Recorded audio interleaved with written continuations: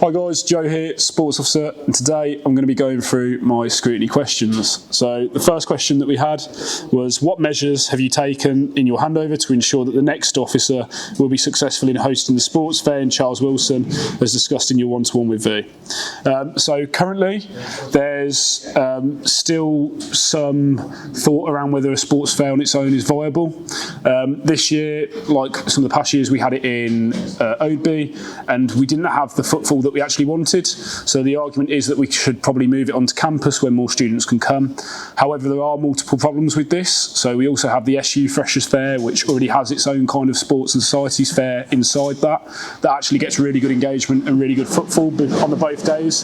And then there is also visa kind of collection and stuff like that going on in Charles Wilson normally that time. So it's still one of those things with, in the handover early days, I'll be kind of trying to nip in and see whether we do put it there or not, but that's something that will come up.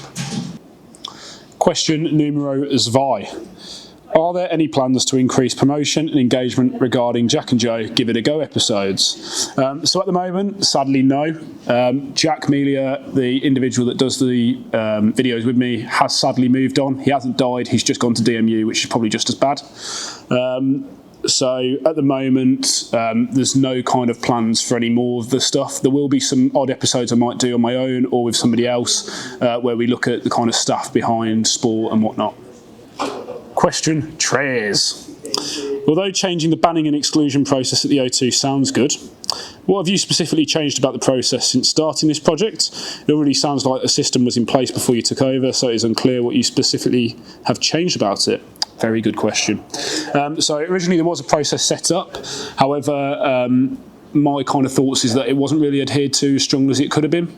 And there was still lots of kind of murky water between who we ban and how long it's for and whatnot. So the whole group and the reason of it coming together was to stamp out these processes.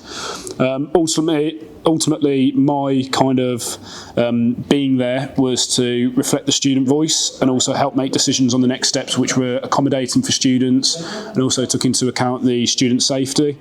I originally put myself forward for the group due to the large number of misbehaviour reports we have that are mostly coming from sports groups and clubs, unfortunately. So that was one of the reasons why I went on it and ultimately what I do on that group. Numero cat.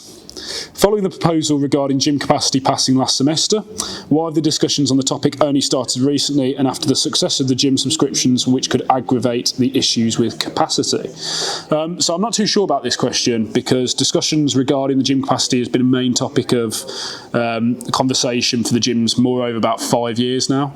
It hasn't been something that's just come up recently. The university and union, everybody acknowledges that the capacity of the gym is reaching kind of maximum and people are getting a bit upset about how the waiting times are so long.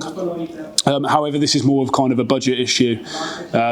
We can't exactly expand the gym at the moment with the kind of financial climate, so it's one of those where this will be something that will carry on for the next 5 to 10 years at least, on looking at not only how can we expand the current facilities but potentially build new ones.